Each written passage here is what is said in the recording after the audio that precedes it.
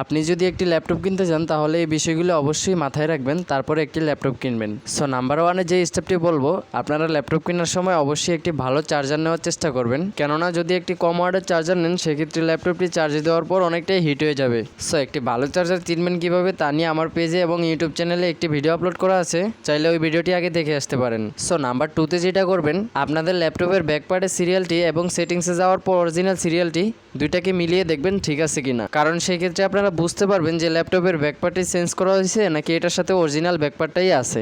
So সেটিংসে গিয়ে ল্যাপটপের সিরিয়াল দেখবেন কীভাবে তা নিয়েও কিন্তু আমার পেজে এবং ইউটিউব চ্যানেলে ভিডিও আপলোড করা আছে, চাইলে ওই ভিডিওটিও দেখে আসতে পারেন। আর ওই ভিডিওর লিঙ্কগুলো কিন্তু আমি এই ভিডিওর ডিসক্রিপশনে দিয়ে দিব, আপনারা চাইলে এখান থেকেও দেখে আসতে পারেন। সো নাম্বার থ্রিতে যেটা দেখবেন, আপনাদের ল্যাপটপটা কালার করা আছে কিনা। আপনারা যেই ল্যাপটপটি কিনবেন ওই ল্যাপটপটি কালার করা আছে কিনা তা বুঝবেন কিভাবে।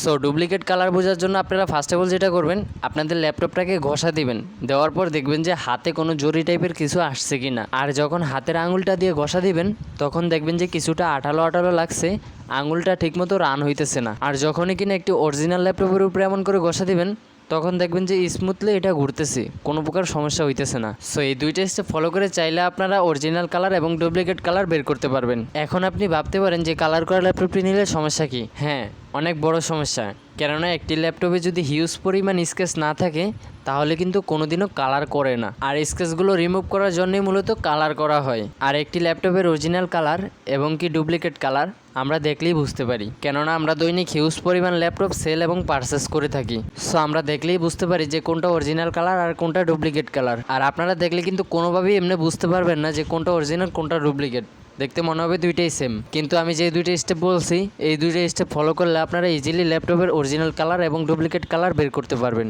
আর আমি কিন্তু ল্যাপটপ অ্যান্ড ডেস্কটপের রেগুলার এরকম বেসিক নলেজগুলো দিয়ে থাকি, সেজন্য চাইলে আপনারা ফেসবুক পেজ থেকে যদি ভিডিওটি দেখেন অবশ্যই পেজটিকে ফলো করে দিবেন, আর যদি ইউটিউব চ্যানেল থেকে দেখেন অবশ্যই চ্যানেলটিকে সাবস্ক্রাইব করে দিবেন। সবাই ভালো থাকবেন, আল্লাহ হাফেজ।